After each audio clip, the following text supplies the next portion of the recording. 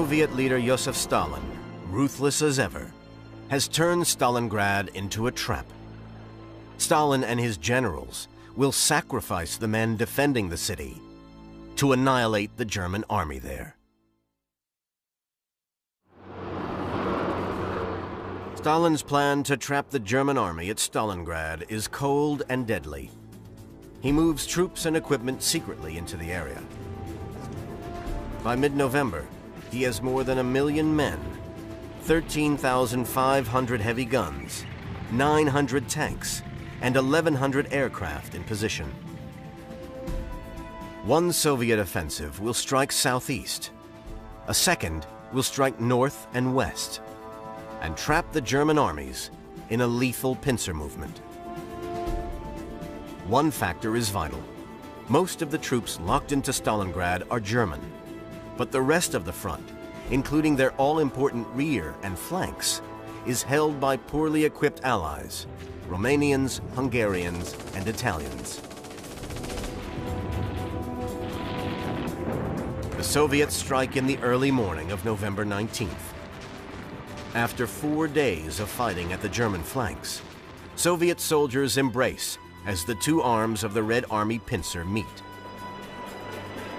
250,000 Germans are now trapped to the east in Stalingrad. Hitler's failure in the security requirement of his battle plan will cost him dearly. In Vietnam, as American forces react, General Giap has no such concerns about security. His plan for the Tet Offensive assumes that his forces will take most of their targets easily, but also that the South Vietnamese army, and especially the Americans, will equally easily retake them. One of the great strengths of the Tet Offensive from the Vietnamese point of view is that they didn't really have to watch their back. The aim of the plan was to move into the towns and cities and then recognize that because they couldn't hold on to them, they would then have to withdraw or surrender. They didn't have to watch their back. They expected the Americans to very quickly extract them.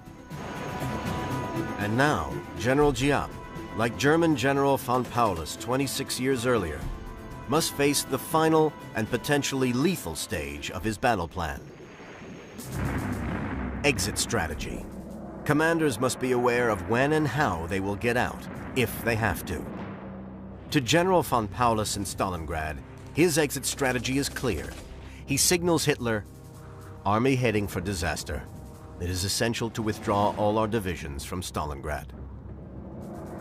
Instead, Hitler accepts Luftwaffe Chief Hermann Göring's commitment that his planes can fly in enough supplies and fly out the wounded until von Paulus's forces can be relieved and Stalingrad captured. Göring assures Hitler that he can airdrop 60 tons of resupply every day. Despite the bravery of his pilots and crews, it's a vain offer. Only on 1 or 2 days does the German army ever receive more than 5 tons. As a result of that, there is a massive deficit, and one only can wonder where the Germans found the wherewithal to continue their fight.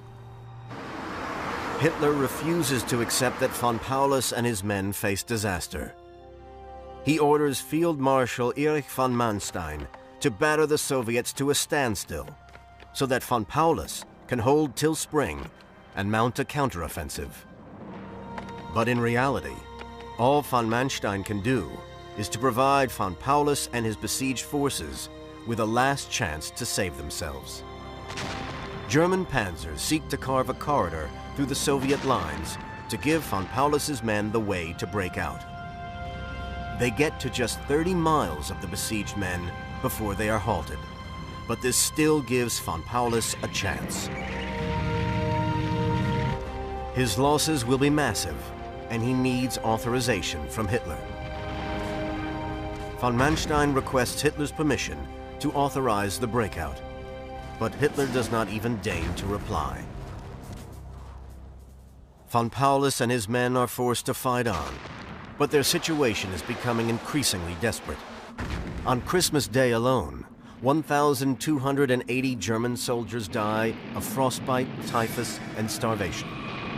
To survive, They eat their horses, their dogs, even the frozen corpses of their dead comrades.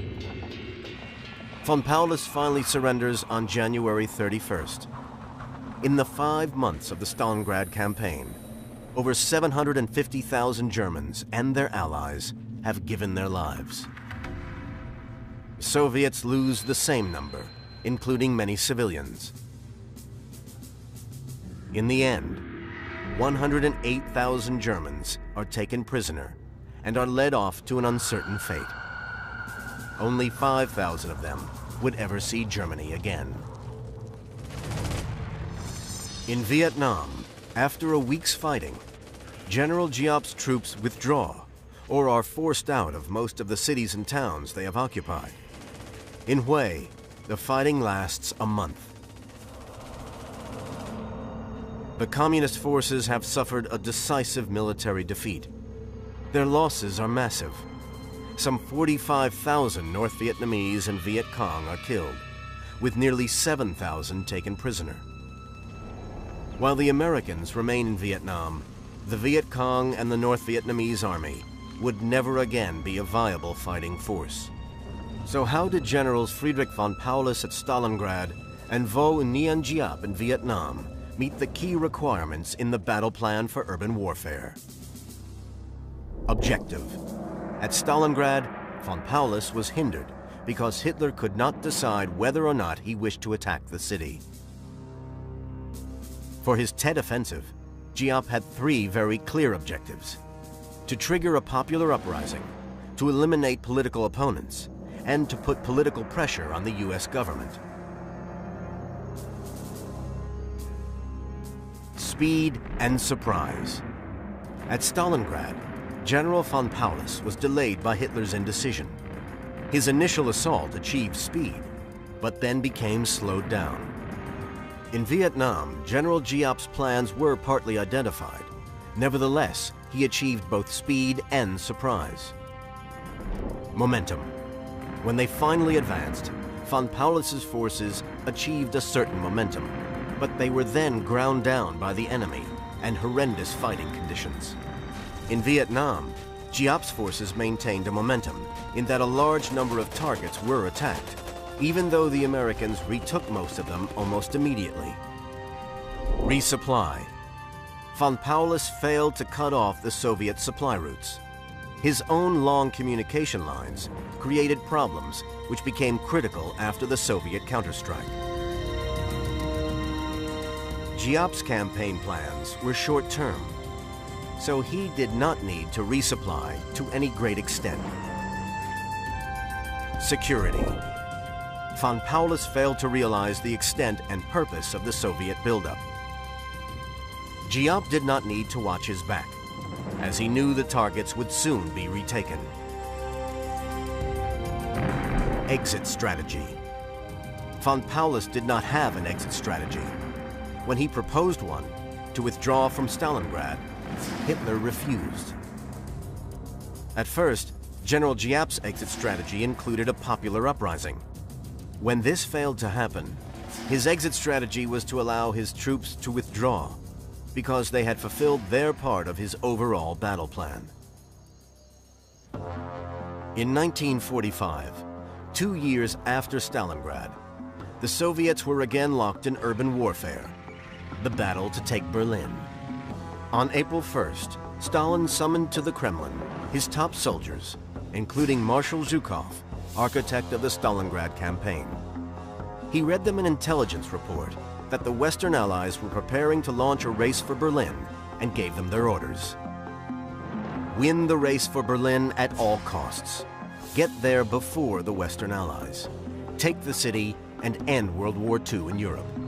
The Soviets' objective was unequivocal. In the race to take Berlin, surprise was not a factor. Soviet Marshal Zhukov launched his attack at dawn on April 16th with a massive bombardment. Zhukov was held at the Silo Heights, but managed to break through. Other Soviet forces to the south, and with easier terrain, advanced quicker. By April 24th, the Soviets had surrounded Hitler's capital. Unlike the Germans at Stalingrad, they maintained momentum.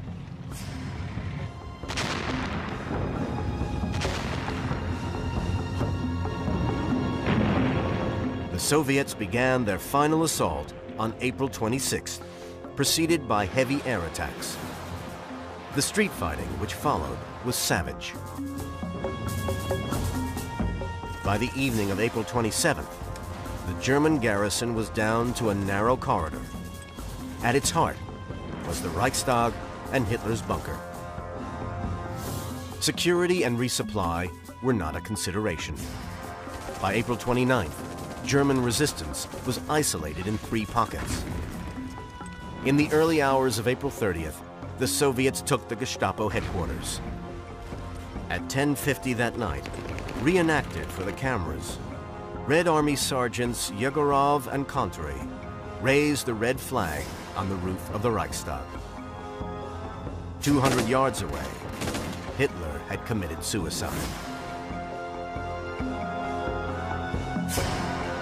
The battle for Berlin was the last urban warfare battle of World War II, and a classic example of the strategies and costs required to win this most deadly of battle plans. So what is the future of urban warfare and its dangers for the men we ask to do it? In the aftermath of the Second Gulf War, we can see that urban warfare is still an absolutely central part of wider military operations. Whilst there are still military operations to be fought, and whilst there are still towns and cities to be fought through, there will always be operations in built-up areas.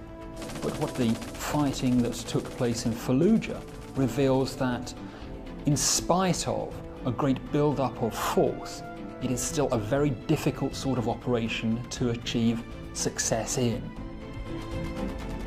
Urban warfare is still the most vicious form of warfare. It still demands great tenacity, great precision, great courage.